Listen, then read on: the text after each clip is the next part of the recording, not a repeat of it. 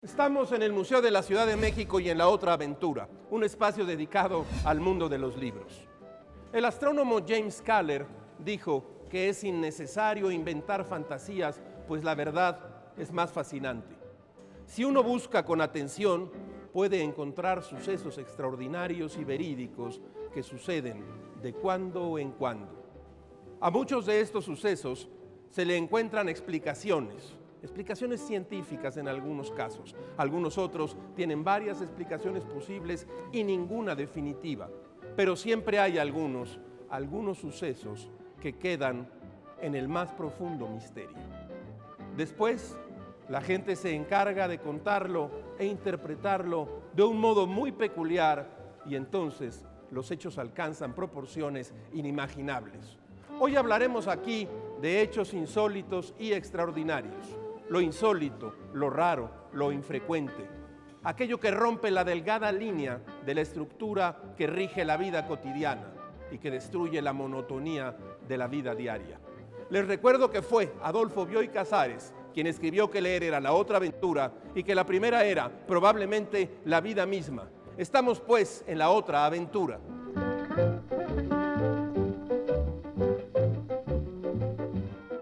Hace varios años, Selecciones del Reader Digest publicó el gran libro de lo asombroso e inaudito, historias extrañas, hechos increíbles. Sí, la desprestigiada editorial que todos conocemos.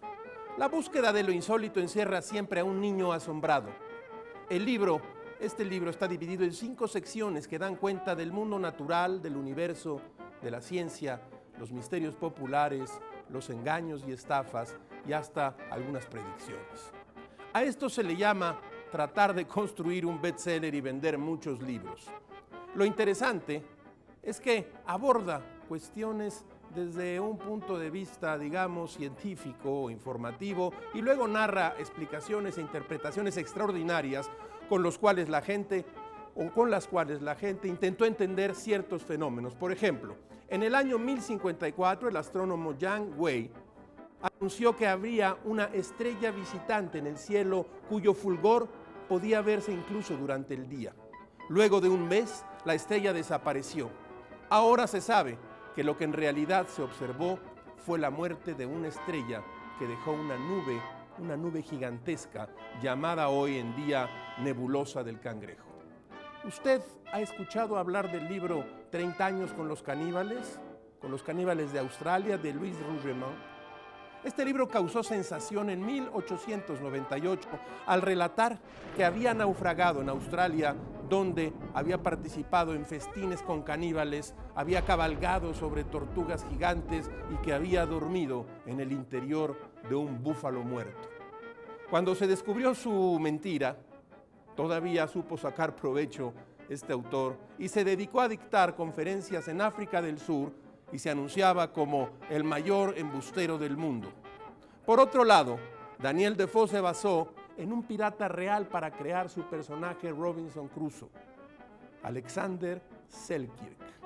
Tuvo él un altercado con el capitán de un barco en 1704. De hecho, él mismo pidió ser desembarcado. Lo dejaron en la isla de Juan Fernández, frente a la costa de Chile.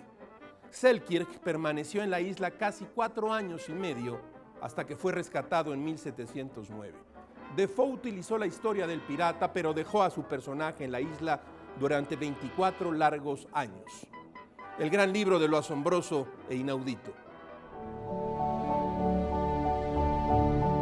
Seguramente usted ha visto la película El curioso caso de Benjamin Button. Se trata de una adaptación de un relato escrito en los años 20 por F. Scott Fitzgerald. De hecho, el mismo Fitzgerald dice haberse inspirado en el comentario de Mark Twain, quien decía que era una pena que lo mejor de la vida estuviera al principio, mientras que la peor parte estaba al final. No soy tan viejo como crees. Sí, eso creí. Usted seguro conoce la historia del niño que nace con achaques de un viejito y al crecer rejuvenece. Aunque el relato es muy corto, se capta con facilidad el desarrollo de la vida de Benjamin a la inversa, lo cual no solo le ocasiona dudas y problemas al protagonista, sino al resto de los personajes. Tanto el cuento como la película presentan una metáfora sobre el paso del tiempo. Aunque a la inversa, la vida de Benjamin tiene varios puntos de encuentro con otros personajes, hasta que el desarrollo normal y anormal de la vida los separa. Al final, Benjamin se hace tan dependiente de cuidados externos como lo hubiera sido al morir viejo. El retrato de Dorian Gray. En este caso, el protagonista es un hombre atractivo y exitoso que está obsesionado con mantenerse siempre joven y lo logra a través de un excelente retrato en tela que le hace el pintor Basil Hallward.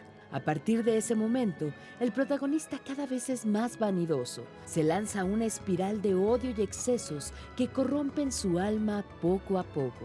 El transcurso del tiempo y los estragos de los excesos solo se notarán en el retrato, mientras que la apariencia de Dorian Gray se mantiene joven y lozana. Estos dos autores, desde perspectivas muy diferentes, tratan el tema de la vejez, de la inmortalidad, por así llamarlo. Con estos casos insólitos, vemos reflejado el miedo a la decrepitud y a la muerte.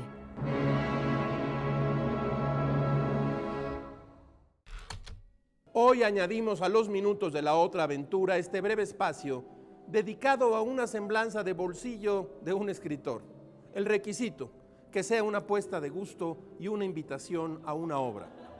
Permítanme empezar esta sección con José María Pérez Gay, quien murió hace apenas unos días en la Ciudad de México después de una larga enfermedad.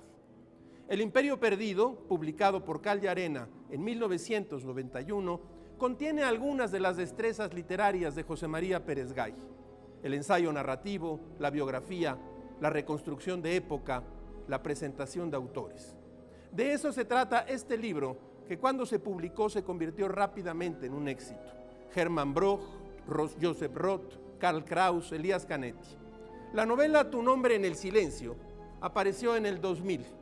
En ella Pérez Gay quiso volcar todos los sueños de una generación, la generación del 68. Es la historia de 3 estudiantes, un brasileño, un colombiano y un mexicano, reunidos en Alemania, entre su pasado latinoamericano y el sueño de cambio de esos tiempos. En 2011 apareció La profecía de la memoria, ensayos alemanes. En este libro, José María Pérez Gay y sus editores reunieron estudios sobre Walter Benjamin, Hannah Arendt, Sloterdijk. Fue su último libro, con el que se presentó en la Feria de Guadalajara en diciembre de 2011. En un artículo reciente de la revista Nexos, Pepe, mi hermano, se preguntaba: ¿un recuerdo es algo que se tiene o algo que se ha perdido para siempre? Yo mismo trataré de averiguarlo. De la mesa de novedades tomemos Después del terremoto de Haruki Murakami, recién publicado por Tusquets Editores. En este libro, el autor toma como telón de fondo el gran terremoto de Hanshin, un terrible temblor que azotó la ciudad de Kobe el 17 de enero de 1995 y que dejó 6.400 muertos. Las 6 historias de este libro transcurren después del temblor. Un hombre abandonado por su mujer luego del sismo. Un chofer que trata de ayudar a una mujer cuyo único deseo es que su exmarido haya muerto en el terremoto. Un empleado de banco al que una rana le pide ayuda para evitar otro terremoto. En medio de la tragedia, los personajes sacan a relucir su parte más profunda: el rencor, el fanatismo, el miedo, el odio. El terremoto real y los terremotos internos de los personajes parecen estar ligados de algún modo. Después de todo, cada quien vive la tragedia de un modo distinto. Más hechos insólitos, increíbles. Aún se consigue en librerías el libro de los hechos insólitos de Gregorio Duval en la editorial Palabras Mayores, Ediciones del Prado. Una enciclopedia de curiosidades en la cual me enteré, por ejemplo, de que Händel, el gran compositor alemán, sufrió a los 52 años una apoplejía que le paralizó la mano izquierda, casi al mismo tiempo en que perdió la vista. Así compuso hasta su muerte, ocurrida 22 años después. Oigan esto: el zar ruso Iván IV, el Terrible, cometió su primer crimen a los 13 años. En 1543 ordenó que Andrei Chusky, uno de los más influyentes políticos de la Rusia de aquel tiempo, fuera entregado a los perros hambrientos que siempre tenía encerrados y muertos de hambre para situaciones como esa. El Terrible mandó construir en 1555 la iglesia de San Basilio en Moscú. Iván quedó tan complacido con la obra que mandó dejar ciegos a los arquitectos responsables de la bella edificación y nunca pudieran volver a proyectar nada más hermoso. Oigan esta breve historia. Los baños de mar se pusieron de moda en Francia y luego en todo el mundo a partir de 1824, cuando la duquesa Berry inició la costumbre de meterse al mar en la playa de Dieppe. Desde entonces, todos alguna vez hemos entrado al mar. 3 casos raros de la cocina. Contra lo que se cree habitualmente, el consomé no es un plato de origen francés, sino español. Los soldados napoleónicos saquearon la biblioteca del monasterio de Alcántara y, entre otras cosas, se llevaron a Francia un recetario de cocina atesorado por los monjes. En él se encontraba con el nombre de consumado o consumo, lo que los franceses llamaron de inmediato el consomé. La salsa mahonesa o mayonesa, como su nombre indica, viene del Mahón. En la isla de Menorca adquirió su renombre porque Richelieu la llevó a la corte francesa.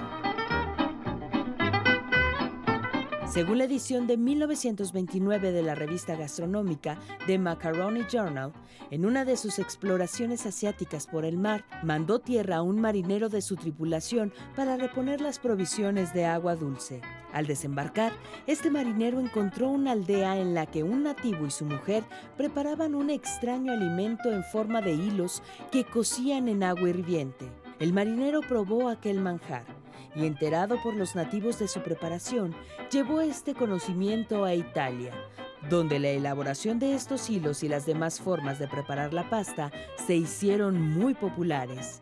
El nombre del marinero no era otro que espagueti. Como todas las semanas, usted encontrará en este espacio una ventana por donde pasan como ráfagas la felicidad y la desdicha de escribir, gajes del oficio, aforismos, frases, máximas. El hombre feliz es más raro que un cuervo blanco, Juvenal. Hemos llegado al final de esta emisión y esta aventura. Agradecemos al Museo de Cera de la Ciudad de México su hospitalidad en esta casa que construyó Rivas Mercado. Soy Rafael Pérez Gay y los espero la próxima semana. Abres una puerta y detrás de ella aparece un mundo. Eso es un libro.